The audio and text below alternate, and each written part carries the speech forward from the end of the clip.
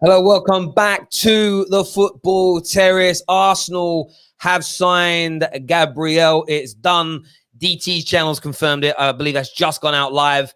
Fabrizio Romano with a here we go. DT's on the show live with us. How does it feel, mate, to sign this very well coveted and this what looks to be a top signing? How are you feeling about it? Yeah, I'm good. I'm happy. It's nice that Arsenal are doing a bit of business. I think you, as a Manchester United fan, are starting to feel what it's been like as an Arsenal fan over the last few years. It ain't that great your end, but I don't give a shit. I think it's brilliant. Hey, do you know what? I'm still relaxed to an extent, but like when you just start to get like I was saying the other day, if someone's picking you up and you've got to be somewhere on time and they're starting to get a little bit, they're pushing it close and you start to get a bit jittery when you're waiting. That's how I'm feeling now, especially with Chelsea announcing, and we'll get into Chelsea's a little bit later, they're signing madness. It's like they're just shooting fish in a barrel at the moment. But the Gabriel deal's interesting. I mean, he wasn't on anybody's radar 3 or 4 months ago. Arsenal then heavily linked with him. Yeah, the United then looking like they're going to try and come in and hijack it. This weird, don't make a decision yet, we're going to come in for you. Were you always confident once you were linked properly that Arteta and Arsenal could get it over the line? Yeah, I was. There seems to be something happening at Arsenal, and Arteta's clearly, doing something behind the scenes with a lot of the players. And Aubameyang is pretty much going to be announced anytime soon. So it shows what we're doing. It helps that we're the club that we are, despite where we finished. We know we're in a bad time. We know that we're not playing great. We know that we've been through this whole big, drop, shall we say, in the league and down to 8th and everything else. But we're still Arsenal. We're still a big pull. We're still a big attraction, and like that Raul Sanelli meme used to say, the knock is different. When Arsenal knock, it's a different kind of knock. And we're still top 3 biggest clubs in this country. And yeah, I agree with that. And I remember having this. United are not pulling off business because we're not behaving. The negotiators are not doing a good enough job. That's my opinion. They're still poor. I remember beginning towards the end of the season, Arsenal not going to sign X, Y, and Z. And although I like throwing banter around, I'm sitting there thinking people do realise that the Arsenal can still pull top level players without Champions League football. They're Arsenal Football Club. They're not. You're not Nottingham Forest, and you can banter people with it. I think that's where people take banter too seriously sometimes. They take banter like it's real. It's like, well, no, they're still Arsenal Football Club, one of the biggest clubs in European football. Gabriel's a big signing. Where do you think he's going to play? Because, of course, you've got Saliba coming in, who is legitimately a wonder kid. Do you think Arteta will 3 at the back and have him either side of maybe a David Luiz, or do you think he'll risk it and go both of these young boys together? I don't think we will go straight out with them two. Although Saliba is meant to be something exceptional. I've never watched him, live or anything yet. But from what you see and what you hear, the reports are that he's unreal. And the stats back it as well. And obviously he's got to get used to life in London. He's got to adapt and everything else. But I hope that, the fact that he has technically been here for a year has got his head around that. And he's, been able to get things settled in this country. I don't know whether over the last year he's got a house sorted out and, those type of things. So he's ready to just go into. He's had a year to try and learn the language a bit more as well and see what goes on behind the scenes. And yeah, I'm really looking forward to seeing how they progress. And it's nice that we've actually brought a couple of defenders for the future, longevity. Yeah, not just a couple of years, a stopgap here, there. These two could arguably be our centre-back pairing for the next 7-8 years or so. Yeah, there's definitely the potential for that. And I'm a bit like you.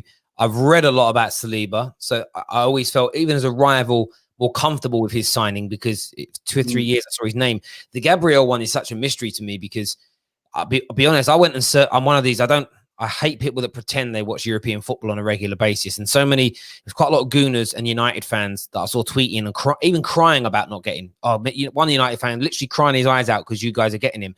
I went and did a cross-reference search. The guy's not mentioned Gabriel's name once up until you guys were linked with him. So why are you crying about it? If you don't know how good he is, and so I was reserved in it. I'd have liked to have signed him, but equally got no idea how good he is. But you've got to back Arteta in his judgment. It's his first window.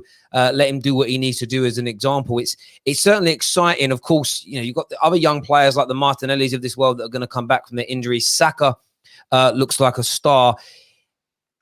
Are there any other signings that are absolutely imperative? They have to happen. The Thomas Partey deal that's still there to be done. Do you think that Arsenal will go out and sort that?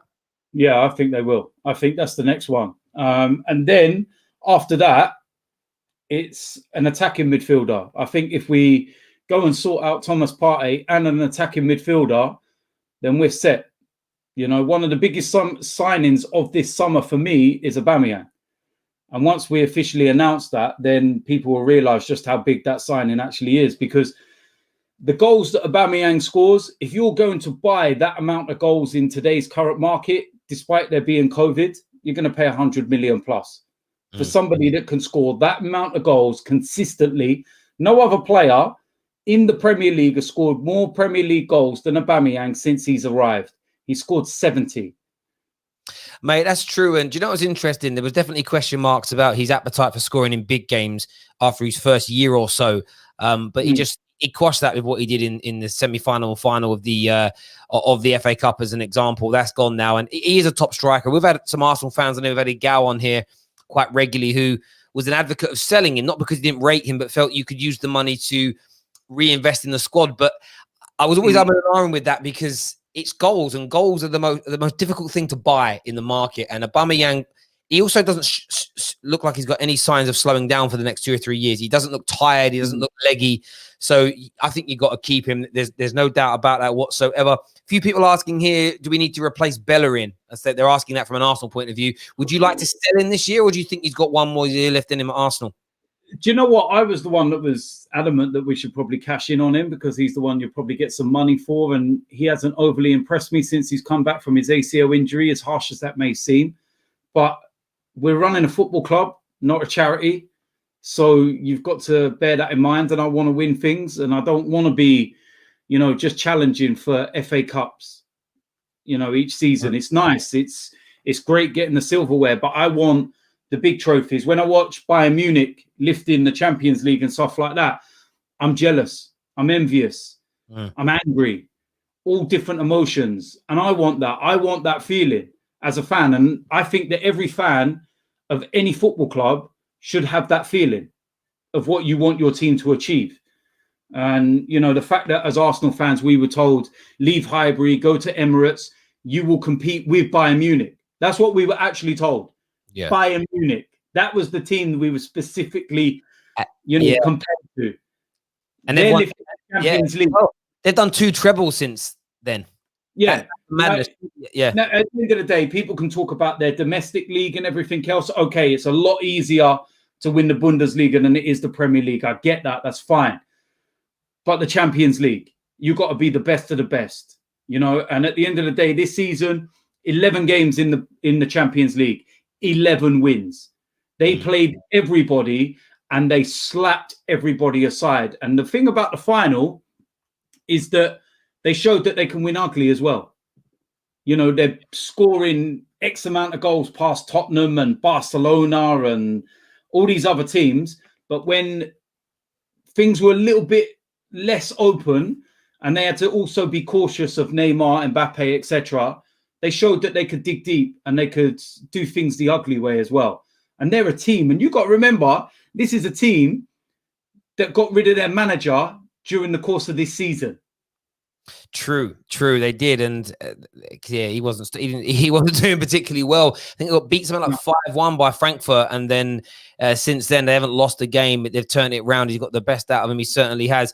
And I get the expectations. What do you make of I want to speak about the signing of Willian, because I did see the little snippet and then I went and watched a bit of the podcast where Robbie made the claim that Willian is better than Ziyech. Now, I don't know whether Robbie meant that or whether he was joking, but we know Chelsea have signed Ziyech. Chelsea have signed some great players so far this window. We'll get onto that a little later.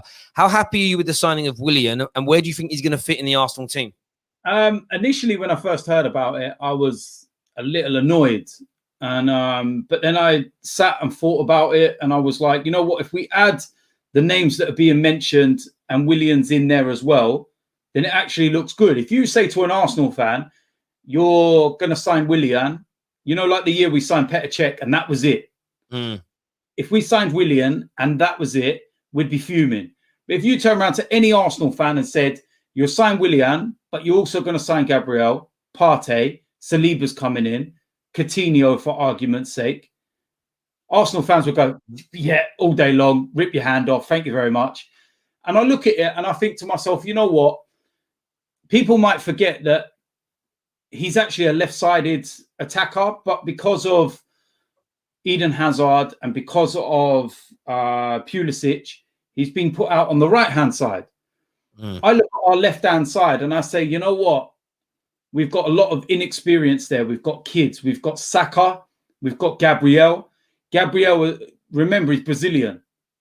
So Willian could be the perfect person to take his fellow countryman under his wing, help him, guide him, nurture him, show him the ropes.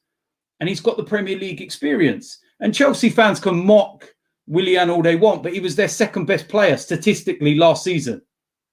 Again, everyone who watches the channel regularly knows I felt Willian was the scapegoat for the last 2 or 3 years at Chelsea, especially when Hazard was there. If Hazard had a bad game, it was almost that they were overzealous in their criticism of Willian to try and draw the attention away. I felt it was pretty shocking in relation to that. I think he's going to do really well for Arsenal. I really feel he'll do well for Arsenal.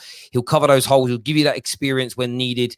You know, hopefully you won't be playing Aubameyang or you know, out wide as regularly as you do, because I still think through the middle, that's where he's most dangerous. So I think it gives you so much. And as you say, if it was just Willian, then maybe it's a poor summer. But if you do manage to bring in a Coutinho and a Thomas Partey, then Willian is almost just part of sort of, it's additional there. It's that extra support the club needs. You know, United fans have been kicking off about being linked with like Brooks. Now I don't want Brooks personally, but if we'd already signed Sancho and we'd already signed and we'd signed Ndidi and we'd signed Gabriel and then it was announced we're bringing in Brooks as well, everyone will go, oh, that's a good squad player. It's more because they think, you're telling me we're bringing in Brooks instead of Sancho. It's a madness in relation to that. In terms of next season, with looking at these players, before we do that, everyone smash the like button for us, please. Where do you feel Arsenal will end up by the end of the season in the Premier League? Do you think you can make it back into the top 4 with these signings and Arteta, or is leapfrogging in front of United and Chelsea going to be too difficult this time round? No, because our objective has to be Champions League, first and foremost. And we've got 2 avenues. Laugh all you want about the Europa League, but that's an avenue back into the Champions League. And, you know, so we've got 2 options there in that respect. Now, given the project that we want and what Arteta wants to build, there's like stepping stones. You have to take each bit step by step. We're not going to be challenging for the Premier League. We're not going to be competing with Liverpool and whatnot. But what we need to be is more competitive. We need to be able to go to places like Anfield and put in strong performances. If we lose, but we put in a performance where you can go, yeah, you know what? We were unlucky today and we showed a bit of something I haven't seen in X amount of years when we go away from home, that soft underbelly. Then you can look at that and say it's progression. And ultimately, we have to get into the Champions League. And we're talking about players that we're signing and everything else. And I keep referring to Liverpool. And the reason why is because Liverpool were in the same situation as Arsenal when Jurgen Klopp took over. Now, when Jurgen Klopp took over Liverpool, he signed at the start of a season when it had already begun. So he took over and had to work with what he had. Liverpool finished 8th that season, identical to where we've just finished. Mikel Arteta had part of a season. Mikel Arteta has actually achieved more in his first spell at Arsenal than Klopp did in his first spell at Liverpool, because Arteta has won a trophy. Now, I also remember Jurgen Klopp getting all the Liverpool players after drawing against West Brom, going up to the Kop end and telling them all to lift their hands in the air. And it became a meme and everyone started laughing and everything else. But everyone within Liverpool just kept their head down, just kept, you know, listening to the project, kept buying into what was being done. They signed a relegated player in Robertson. Yeah. Now one of the arguably best left backs in the Premier League. You know, Trent Alexander-Arnold had to come into the side because I forget his name now. That was right back at the time from Nathaniel Klein. Yeah, he was injured, so he had to come in. And then you had when Mo Salah signed. I remember the uproar when he signed. Everyone was like, "Oh, he failed at Chelsea. He's rubbish." And yeah, he could do it in the Italian league because it's a farmers' league and all this rubbish. What's he going to do in the Premier League? Well, there you go. They signed Sadio Mane. Oh, it's just another guy from Southampton. Won't be able to do it at a big club. Blah blah blah. You know, they signed Wijnaldum from Newcastle. Yeah. You know, things like that. The only real big signings where you went, "Oi, hold on a minute," was when they brought in the likes of Virgil van Dijk or when they brought in the likes of Alisson. But then as well, remember the season before Alisson came, you know, forward and made himself and everything, he couldn't even get into Roma's first team. He was second choice to Szczesny. And so I didn't know that. Wow. Okay. Yeah, and the only reason why he got into the first team was because Szczesny left to go to Juve. Otherwise, he would have still been second choice there. It's, and do you know what? You make some great points there around the signings, and sometimes fans. I wanted to ask you about this because I turned on Ollie earlier on in the season, and I think with the little run we had before lockdown and during lockdown, I sort of sat back and reflected, started reading and watching back, and you realize, you know what? I've just allowed my emotions to take over, and I know people say that managers don't get time anymore. Maybe, just maybe, that's what they actually need. Your club needs to have an infrastructure, and managers just need a little bit more time to implement what's needed if there's some progression there. And do you worry that Arsenal fans, if it doesn't go according to plan this year, could turn too quickly on Arteta? Because, you know, you guys have form for turning on managers. I know it's only been 2 because Wenger was there a long, long time. But do you still think there's almost sort of some old scars and wounds that could be opened up quickly if you're 10 games in and you're sitting 18th? You know what the issue is, right? Is that I get a lot of people turning around and going to me, "Oh, you'll turn on this guy or that guy or this, that, the other." Arsene Wenger was manager for 21 years, and for about 16, 17 of them, I treated him like he was my dad. He was a legend. He was just an idol. You know, when I'm celebrating in White Hart Lane in 2004 and we're winning the league and going invincible, if you would have said to me at that time, 16 years later, you won't have won another Premier League, Arsene Wenger will be no more, and you'd have been waving banners around, I'd have turned around and said, you need to go and check yourself into a mental home because it just wasn't going to happen. You just didn't see. Hindsight's a wonderful thing. But, you know, it got to a point with Arsene Wenger where we just had enough. And it wasn't about us qualifying for the top 4.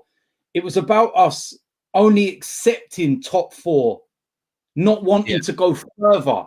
You know, we were led to believe you're leaving Highbury to be the best. Well, why did we leave Highbury and then settle for just getting into Champions League? Because the reason why you want to get into Champions League is money. So we're looking at it as fans and going, well, hold on a minute. Stan Kroenke doesn't care about winning trophies. All he cares about is balancing the sheets, getting a bit extra for the Champions League. Yeah. And then selling our best players.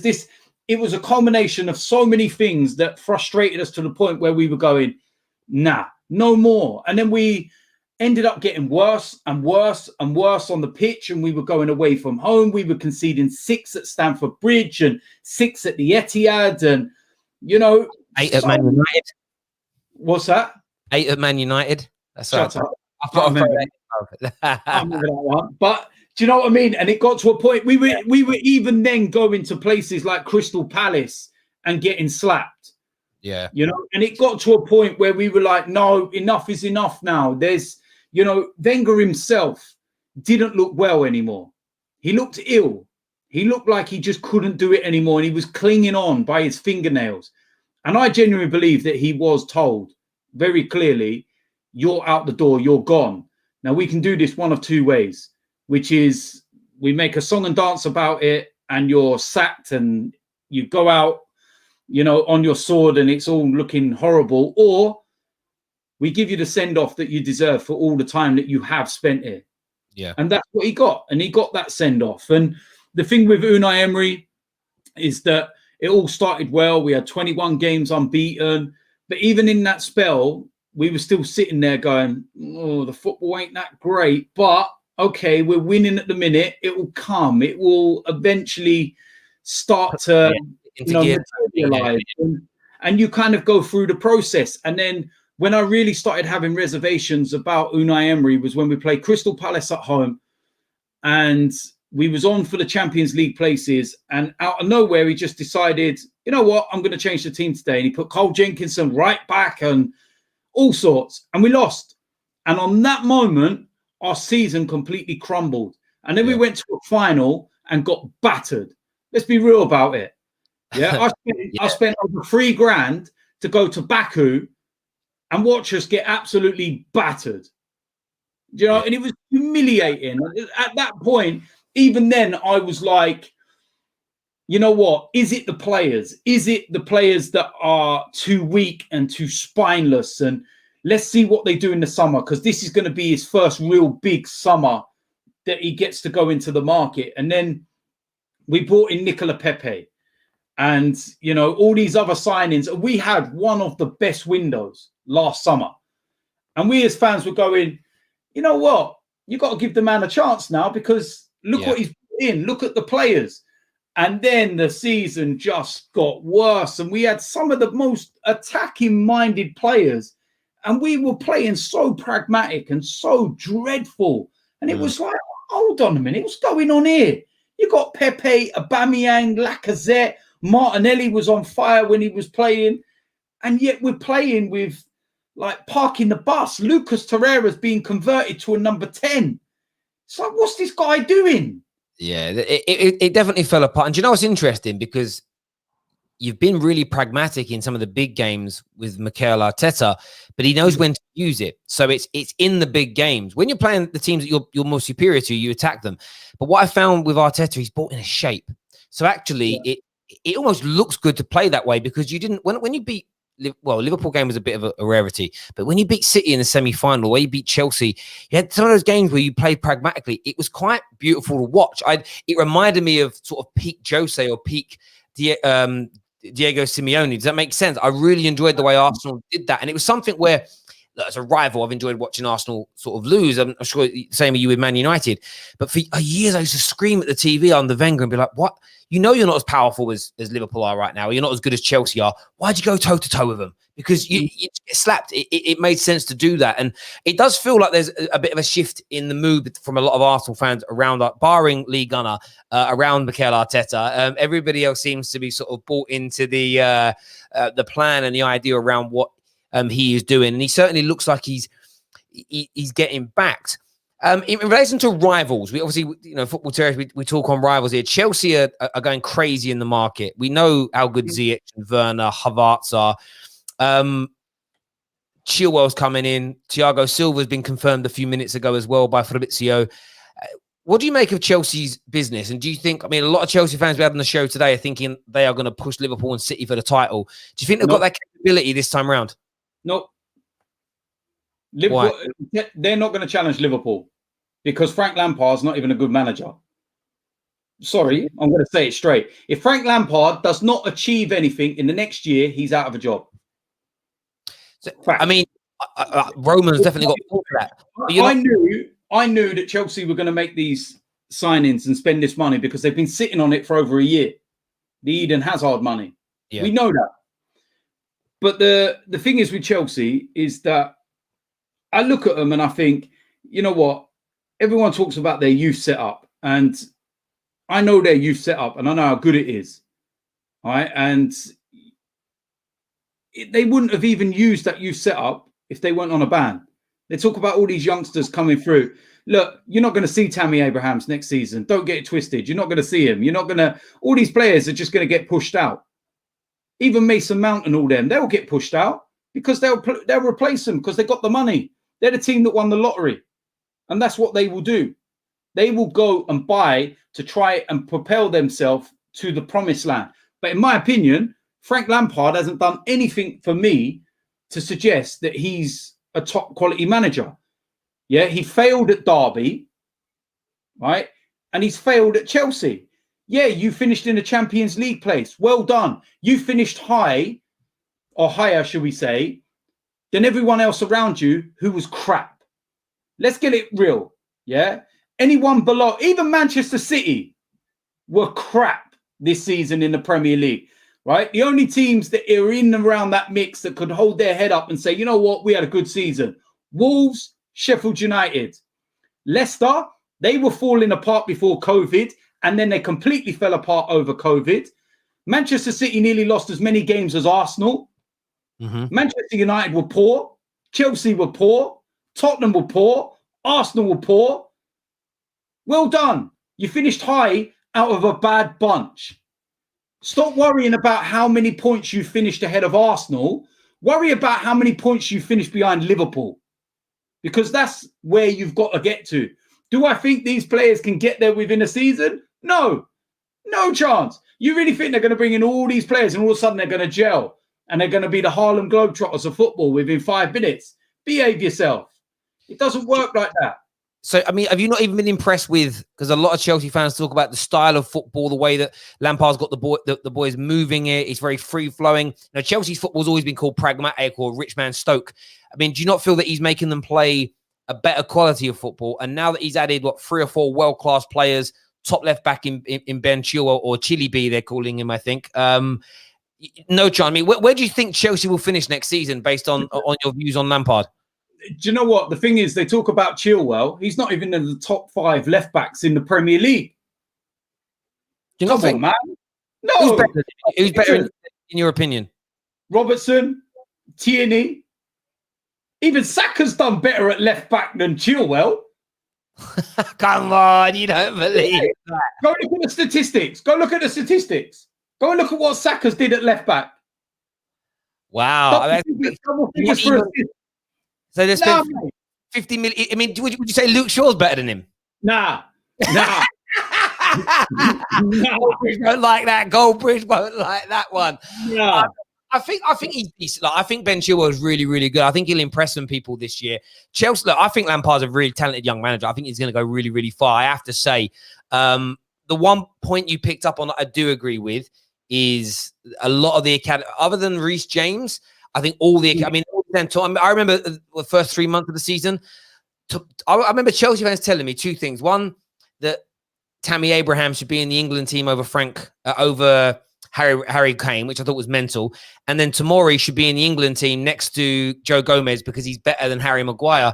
And it looks like they're about to loan Tomori out now. I do think that's the one area that Chelsea fans are going to be disappointed in next year. Their academy players, barring Reece James, will see in the Premier League and Champions League, I would say 30, maybe even 40, 50% less minutes and a hell of a lot less starts because they don't really care. They definitely don't care about developing youth Chelsea. Roman cares about winning, and the academy is there purely to generate money so that they pass financial fair play rules, in my view. Yeah, it is. At the end of the day, Chelsea, do you know what they are, right? It's like I've always referred them to being the team that won the lottery because it is. Right. At the end of the day, you can come from a council estate background, right? And, you know, your parents are out doing 9 to 5s and you're doing the daily grind and you're scrimping and scraping and living life on the breadline. Yeah. You didn't go and win the lottery. You don't ever lose that side of you. You can go and start eating caviar and you can start drinking champagne, but you don't lose that council estate in you. Yeah. And that's what Chelsea are. Chelsea has just won the lottery. That is it. That's all Chelsea has done. Chelsea won the lottery. I'm old enough to remember Chelsea trying to sell Stamford Bridge for £1. So do you not respect Chelsea's achievements as a football club? No, I don't respect anything about Chelsea. I don't respect anything about Chelsea. They got people out here trying to tell me about class. Behave yourself. At least we let people on trains at our club. I couldn't care about Chelsea. I don't care about Chelsea at all. They're one club I can't stand. I cannot stand them. The arrogance and the way that they've got this divine right of thinking that they can just step forward and they're some big elite club. No, you're not. You're not in the top 3. Not even in the top 3. Stop talking about, oh, you won a Champions League and everything else. You bought a Champions League, all right? Doesn't mean you're a bigger club than Arsenal. The day that Chelsea will be a bigger club than Arsenal is when you've won more trophies than us. When you've won more trophies. Chelsea seem to think, all I keep hearing, yeah, but in the last 15, 20 years and we've done this, that, the other. Yeah? What about before it?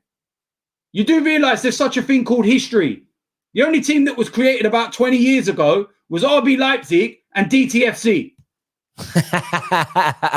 And DTFC did very good in the game that I commentated on the other day, by the way. Slapped. I mean, you did have their goalkeepers worse than Kepa, to be fair. Like that poor lad, old biscuit fingers. He was terrible.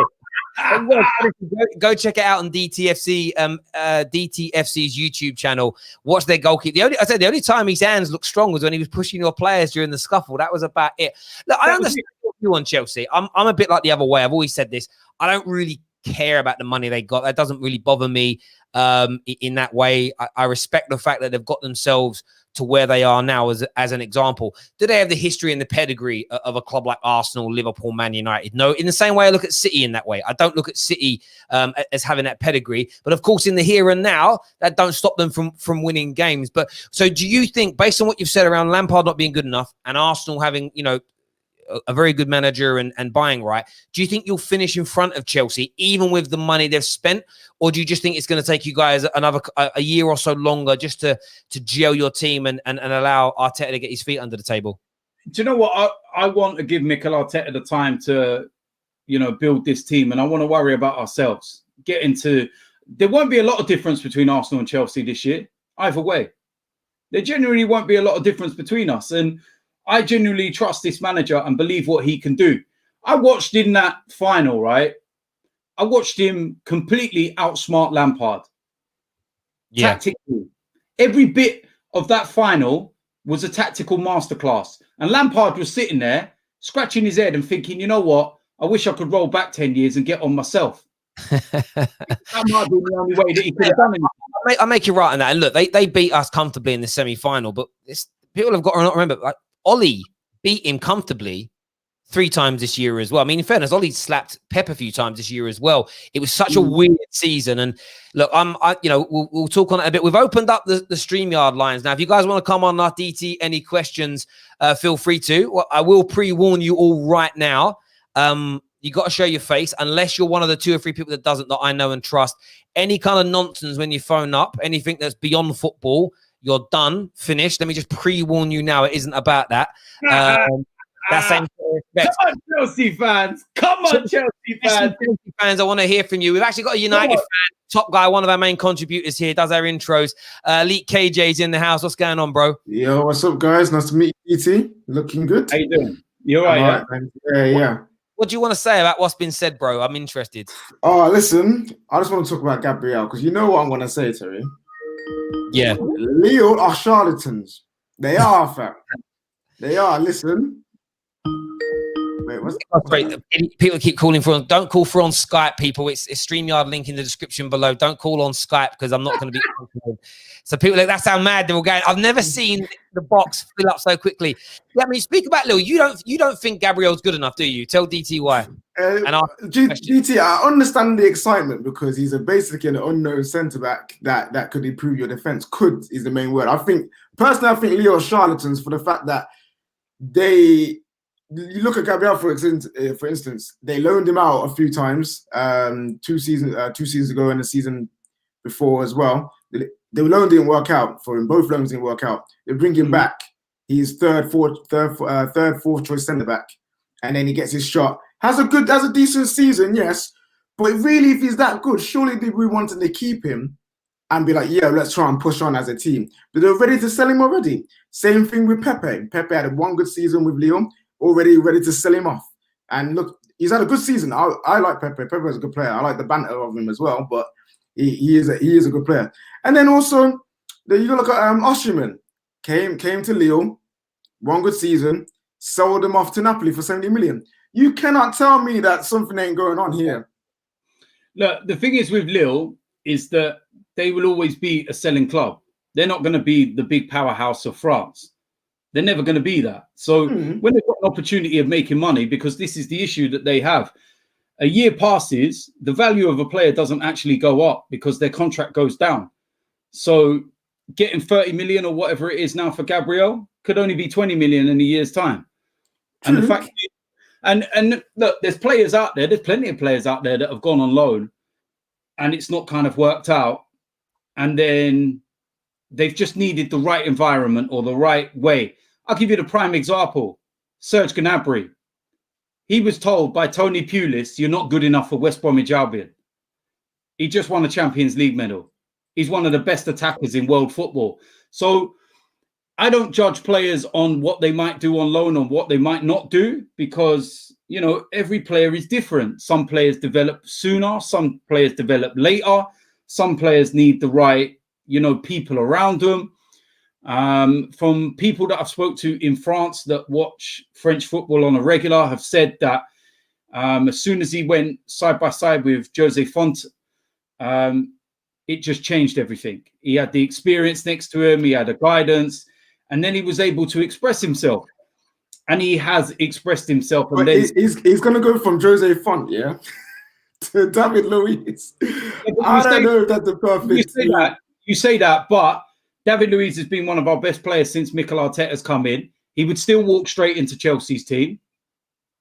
And you only have to go and look at what David Luiz did against Manchester City, against Chelsea, to see for yourself just what he can do. Yeah, he's got them errors in him. We all know that about him.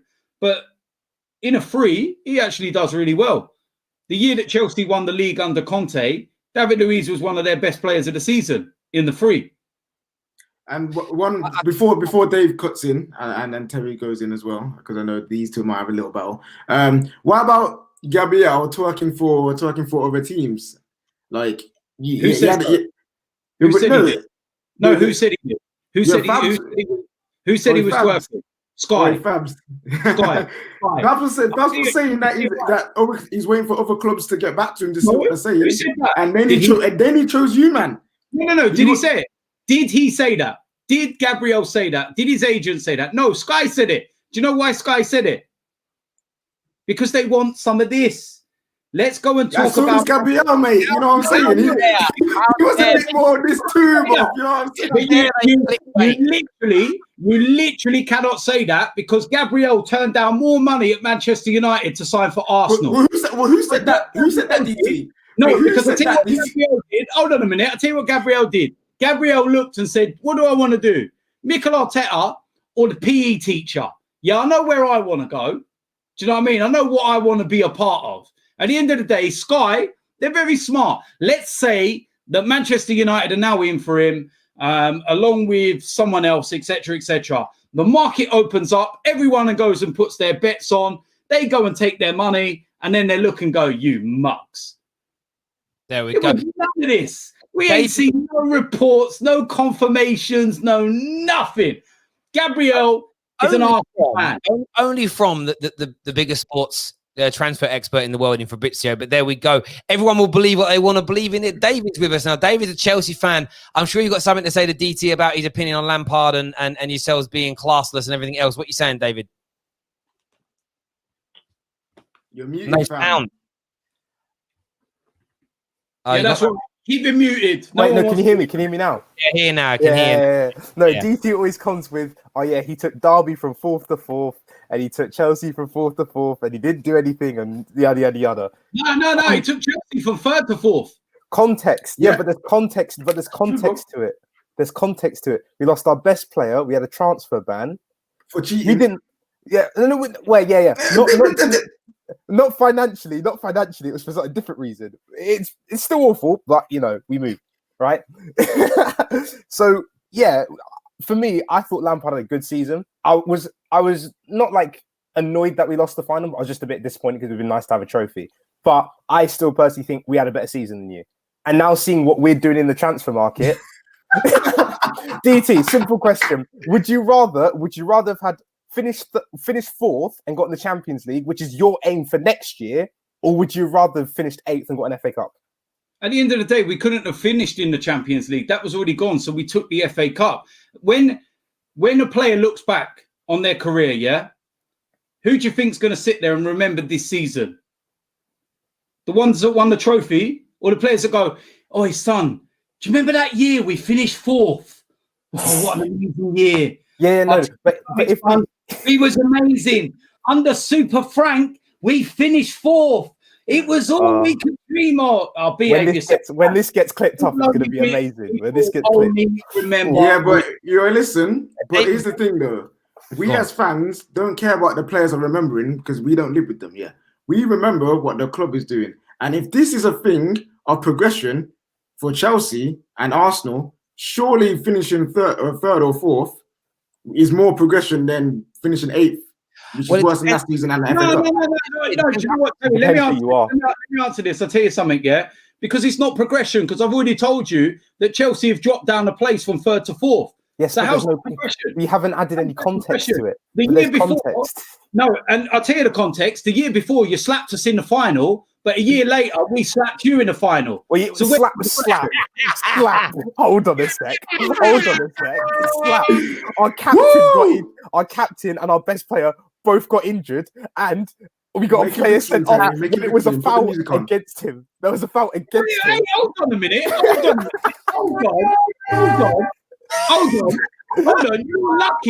You're lucky you weren't down to 10 men when Azpilicueta should have been sent off for bringing Aubameyang down. How? Rudiger's in front of him. What are you going on about? Are you living in cuckoo land? David Luiz got sent off for an identical foul to that by guess who? The same referee. Only a few weeks before that at Manchester City. They weren't even similar. They weren't even similar. And also his was a second yellow. What about David Luiz got a straight red? He found straight red.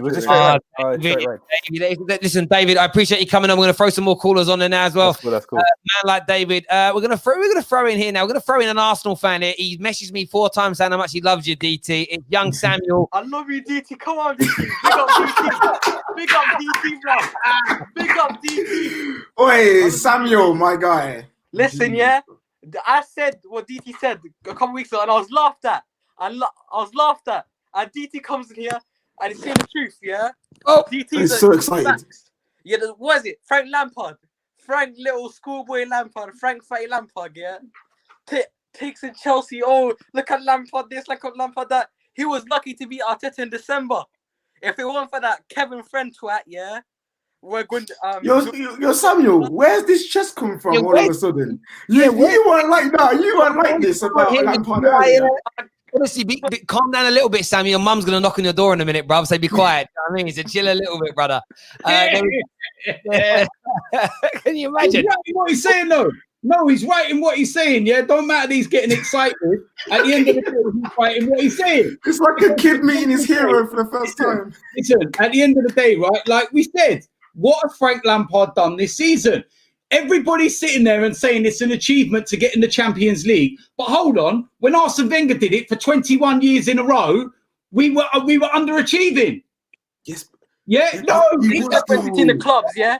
He was. Hold on a minute. When we were getting in the Champions League and I was waving banners around because it wasn't enough, yeah, people laughed and mocked and said, yeah, but you should be happy, though. You're getting in the Champions League. Now you lot are all getting in the Champions League and you're all accepting it. You're doing exactly what you used to do. I was backing the thing. I was all for it because he gave me hella jokes. So, DT, thank you, man. We're going to throw... This is going to be an interesting one because I want to know what he's going to say. Prime Chelsea fan is with us now. Prime the Chelsea fan. Where's the shade, bro? The big man's here. Speak up now. Look how DT. Look how much life you've given this little boy. Look how much life. Samuel, you're getting gas, but hang on one sec. Samuel didn't even have facial hair yesterday. That's how big he feels right now. Samuel, thank you very much for coming on, mate. We'll chat to you again soon, bro. Prime, obviously, what do you want? I know you've got stuff to say to DT. Say it, Fraudimus. Tell us, Fraudimus Prime. Terry, allow it. DT, may I ask you an honest question? No jokes, no banter. A lot of this stuff gets thrown around, that discussion between Chelsea, Arsenal, who's bigger. And I'm not going to get into that discussion. But if Arsenal are the bigger club, what would it take for Chelsea to overtake Arsenal? Keeping in mind what we've done in the last 20 years, in the last decade, the 2010s decade, we're the most successful club in England. Okay. We've won European trophies. You guys haven't. So what would it take? Hold on. Yeah, hold on. Just for the record, yeah, football existed more than 20 years ago. We've actually won 2 European trophies before. All right. We still won more than you. Okay, that's cool. Hey, listen, don't call me granddad, yeah, because one of those European trophies we won, Manchester United won with Mark Hughes scoring a winning goal against Barcelona. I can educate you about Man United if you want me to. Please. Yeah, but this is not about United. This is about, all right. So you said win more trophies. So what trophies would we need to win to be more? It doesn't look. There's main trophies. You have the domestic trophies in this country, yeah, which are Premier League, League Cup, FA Cup. No community shields or anything like that. It was called the Charity Shield for a reason, because it's a charity game. It's a curtain raiser. It's a friendly, right? So that's 3 domestics. Then you have your European competitions, so the Champions League and the Europa League. They're the only 2. So there are 5 trophies that you can go for, right, at whatever given time, dependent on whether you're Champions League. At the start of every season, teams can go for 4 trophies. You have to win any one of those 4 and accumulate more trophies than Arsenal. Because if you have won so many trophies in 20 years and you're still behind us, it shows how crap you were before you won the lottery. Terry, what's the actual difference right now? DC, you say win the lottery, but you guys would love an owner that would actually spend money into your club. The difference is with Arsenal is that we've actually got the history behind us to put money into the club to keep us moving with the times. Same with Manchester United. People can sit there and mock Manchester United to a certain extent, but I don't begrudge them spending money, because the reason why they've got money is because they're one of the biggest clubs in the world. That's the reason true. Well, yeah, it is, because you only have to. I know. I said that's true. However, United have money now. Chelsea don't have money. Chelsea don't have money, and then Roman come along and went, what's available? Your biggest rivals are Fulham. Behave, man. Behave. Okay. No. Brian, listen, I appreciate you coming and having your question, mate. We've got to jump into some other callers. Loads of people waiting. KJ as well, bro. We'll get you on again soon, mate. Thank you very much, my brother. Take care. And there's more people waiting to jump on here. I just seen... Oh, I don't know whether to put him on or not. We've got Ches. Ches, are you there? Are you going to put your face on camera? I see your camera's on, but I can't see a face behind it. I don't know. You might have gone to get a sandwich or something. I don't know. This will be an interesting one. We've got Third Eye Stroh coming on in a minute as well. Monstar CFC in the house. And we're also going to throw in... this should be fun. Sonny. First of all, Sonny. Hold on. First of all, I would like to pray for our rivals next season, because the way we're going to slap all of them, you're going to need prayers. Do you know what I mean? Prayers done. Listen, DT, I'm first of all, I'm going to call you out on your first lie. You lied when you said Gabriel did not twerk for Chelsea. Before you had even heard of Gabriel, his agent came out and said they wouldn't mind Gabriel joining Chelsea. You lied. You basically just flat out lied, because you know why you lied? You'd never heard of him. All of you raving on like you've heard of Gabriel, blah, blah. You just heard of him the last couple of months. Do you know what I mean? You just heard of him the last couple of months. Who said we heard of him before? I've openly said that I've not heard of him, and we're listening. You do me a favor. Turn that fan on, because it's going to get very hot for you in a minute. Go on. Also, you can't educate me, and there's a difference between lying. Okay. Yeah? Also, wait there. What was actually put to me was the current situation right now, and Gabriel. But you said that's not what you said, though. That's not what you said. Chelsea's name has not been mentioned in the current situation. But you said all that's been mentioned is Manchester United and also Everton. Those are the 3 main names that have been mentioned. And I said, prove that he's been twerking for any one of them, because that was what was said. Well, you said with your own mouth they didn't twerk for any other team, blah blah. And I've just told you in January they were twerking for Chelsea. Number 2, you said we bought our trophies. Well, if you use that same logic, considering how much Arsenal spent over the last few seasons, you've bought your FA Cup, your 1 trophy. Do you agree? How have we bought an FA Cup? How much did you spend in the last couple of seasons? If we compare it... Hey, listen, you don't need to compare, because I'll tell you what you need to do. Go and have a look at our outlay to our inlay. Because there's a famous It doesn't matter. Yes, it does. Because hold on. Terry, did he not... Terry, listen. There's a famous saying within the Arsenal fan base, and it's called net spend. Yeah, everyone knows about it. Oh my. And this is the thing. Yeah, if you listen, yeah, if you were to go and let's look at it like buy a car, right? You see a car for sale for $5,000, yeah? You've already got a car that you can trade in, which everyone does now. The guy at the trade-in turns around and goes, you know what, I'll give you $3,000. We say you can have it. We say you can have it. That means there's £2,000 that you've actually spent out of your money. They say, I'll forgive the car away. I'll forgive it away. Hold on. Let me just reiterate to that. If what you're saying is now we were bringing up net spend. Okay, if you look at Chelsea's Premier League title win in 2000 and under Antonio Conte in 2010, we basically had a net spend of 0 considering the players we sold. So how did we buy the league in that sense? Do you know what I mean? You said we are buying the league. Well, we bought the Champions League, blah, blah, blah. See, what I was saying, well, first of all, net spend isn't real. It's a myth. That's what I'm saying. It's fake. But that element is where I agree with DT around the buying of the league is the same with City. The money that that's been put in is been artificial. It's almost like financial doping into football. It was plugged. Now, I haven't got a problem with it. I don't cry about it. But the money that's been plunged in for 15, 20 years is the owner's money. Chelsea would never have generated that level of income as a football club due to your lack of fans, even in London, let alone sort of globally. So you've inflated the position that it took Man United, Liverpool, and Arsenal, for instance, to get to in over 120 years. You've done it in 1/5 of that time because of the money you've pumped in. So when people talk about buying, it isn't so much you've spent money on players or what you've sold. It's the fact that you've had money injected into your club to elevate yourselves to this level fast, rather than going, do you know what, we're going to build up like DT's team, right? If DT's team suddenly had a billionaire come and put like £500 million into them, there'd be a lot of teams in the conference level that'd be really annoyed because, hang on a minute, we've been around for 80, 90 years and you haven't had to go through the pain that we had to go through to get to this standard. I think that's where fans, in my view, talk about buying leagues and pumping money. That's Terry, my interpretation. Wait. Let me just quickly finish. Terry, is what Chelsea did, is it illegal? No. Well then. Can I just say something? Just to educate you on your own team. Conte never won the league at Chelsea in 2010.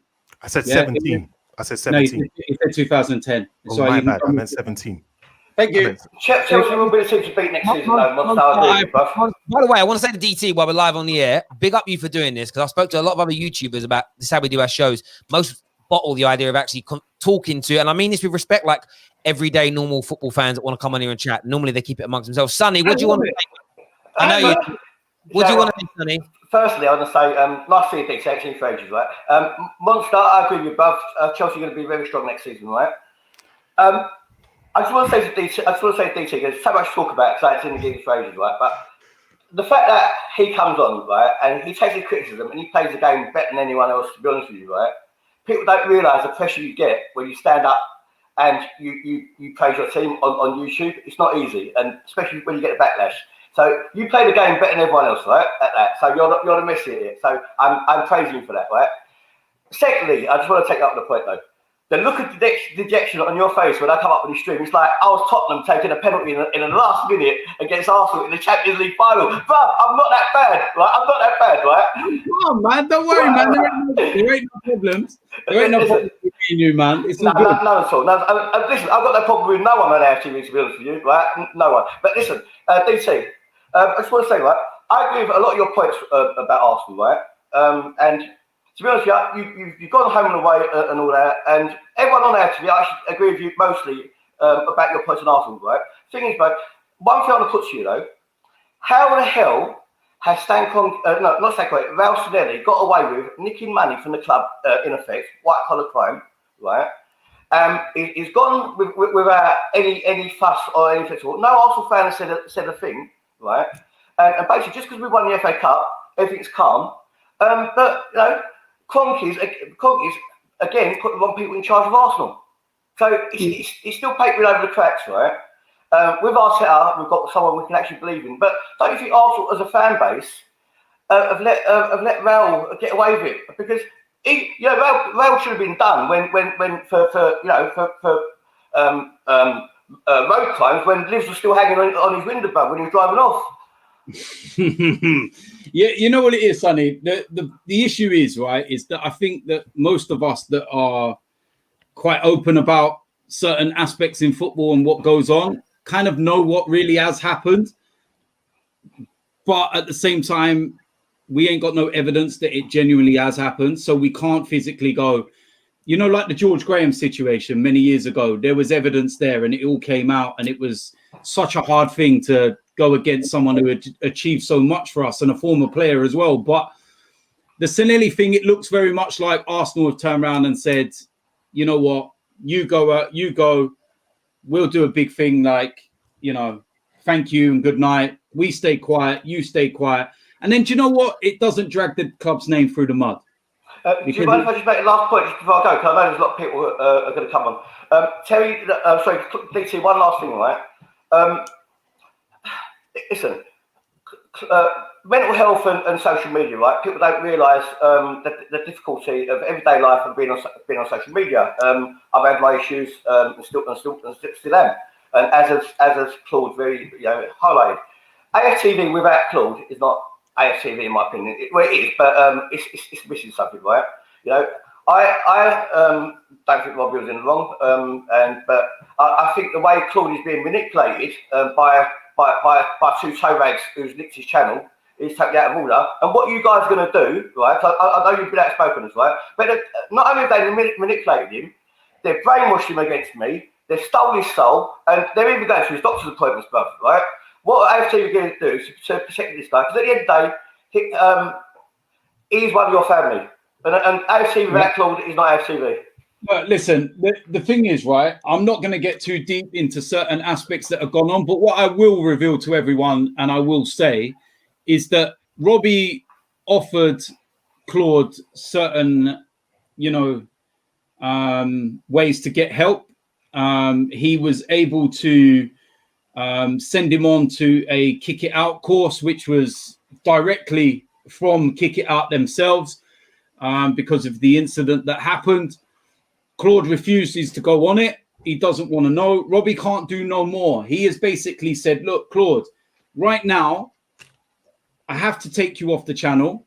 It's in the best interest for everybody, including himself. And Claude admitted that. He knew it was the best thing to do. But what he had to do is that he had to go and, get a bit of an education on certain things. And what I will say to this, and I can say it now, is that course isn't going to waste. Because that course has been offered to Robbie, to me, to Troops, to anyone on AFTV to go and educate themselves to anything that we may not know. I come from an old school generation. So I've seen things back in the day. And we're not trained for this as well. We're not trained for television, are we? No, and at the end of the day, Robbie's done everything he can for Claude. And everybody's tried contacting him. Everybody's tried to speak to him. I messaged him on Twitter. I messaged him on inbox, and I said to him when it first happened that, keep your head up, go again next season. I'm here if you need me, right? I got a reply back saying thank you. When I then went on the podcast straight after and spoke about that incident and everything, and I said, leave Claude alone now. I said, what's done is done. Just leave him alone now. Don't push him. Don't do anything. He's made a mistake. Let him live. He turned around on a show with those two people and started saying that I must have contacted him in his dreams and all this, that, because I've not made contact with him. And I was like, how dare you? You've just made me out to be a liar when I've done nothing wrong. And then I messaged him again on Twitter and said, what's this? I've spoke to you. And he turned around and said to me, that wasn't me that replied to you. Other people have access to my account. That's right. And I turned around and said, well, how am I meant to know that? I've messaged you, and the response I get back is thank you. I think it's you. It's your account. Bro, you know what? I'll say something, right?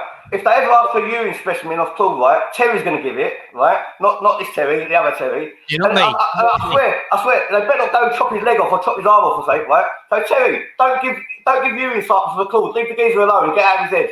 All right, quickly before I go. How many Champions Leagues do Arsenal have? 0. Chelsea winning the league next season. Peace.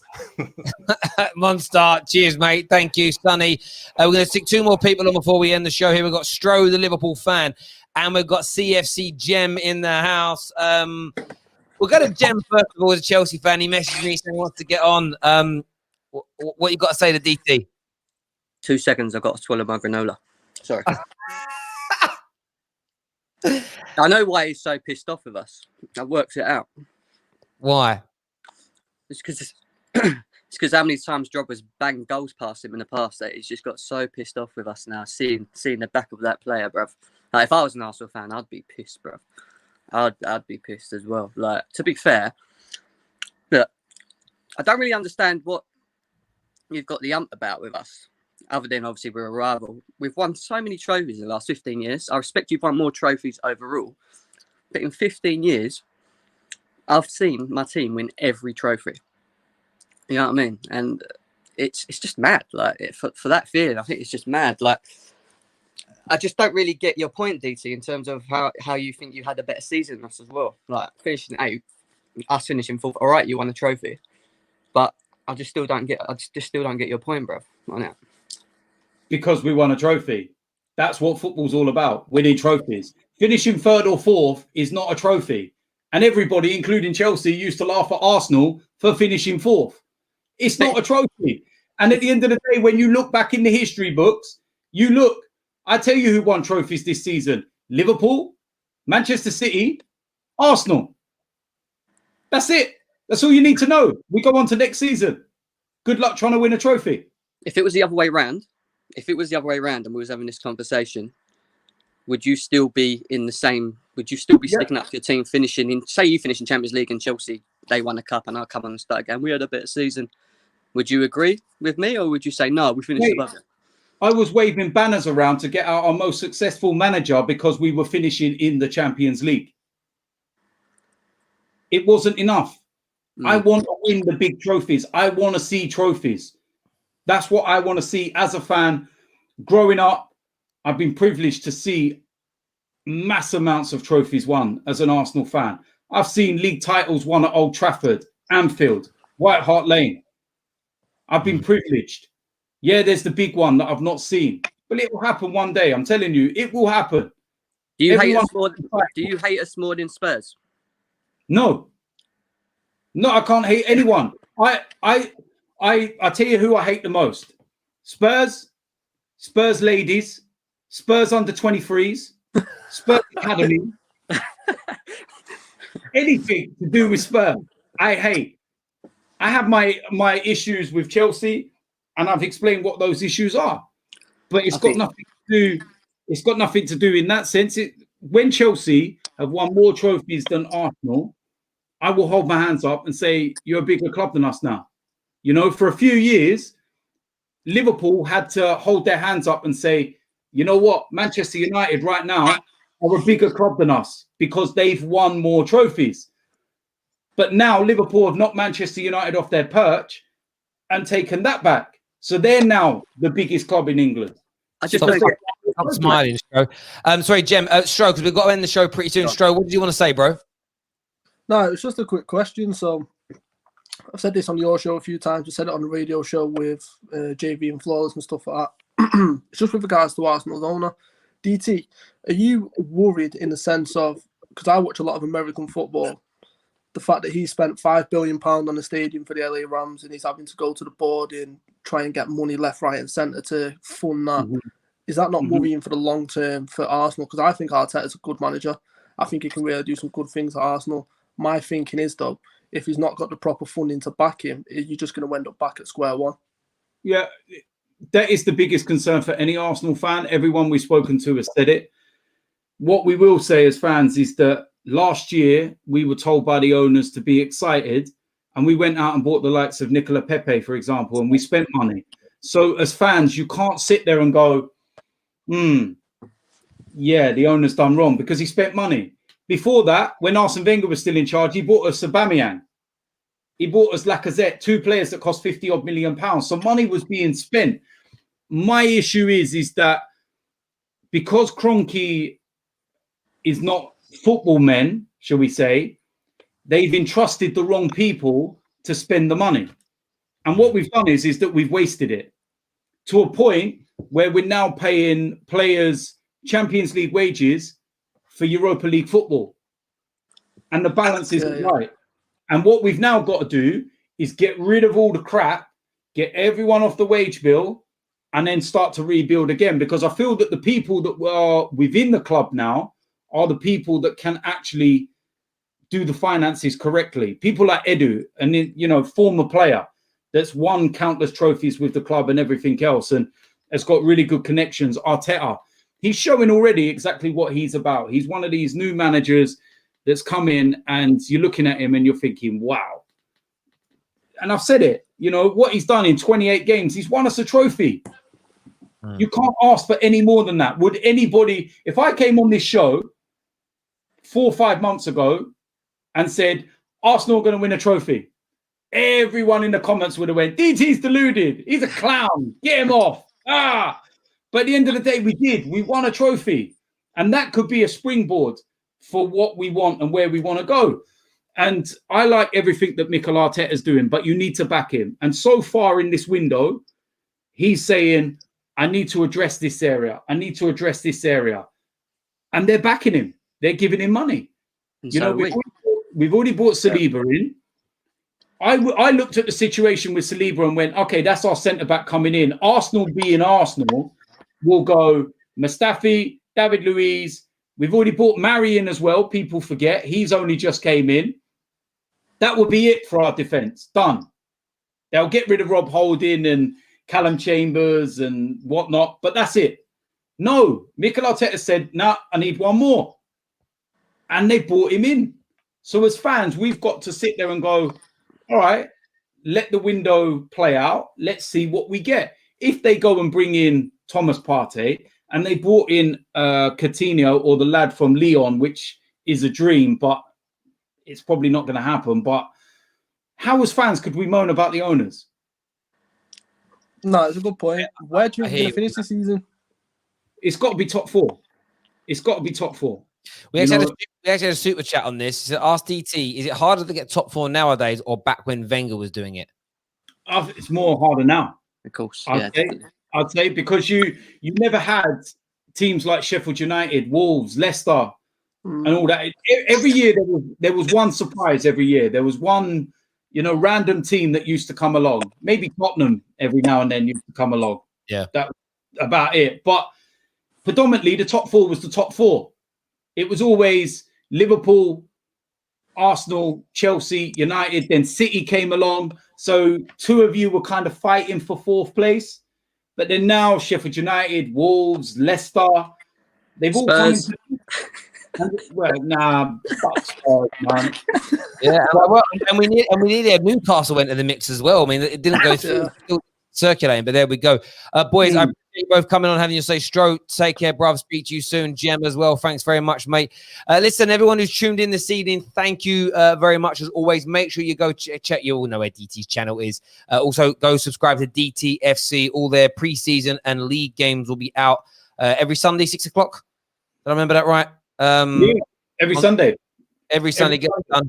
You can hear my dulcet tones commentating on them. I do enjoy seeing that, which will be good lot of fun. Appreciate you coming on tonight, mate. Pleasure, man. Pleasure. It's been fun.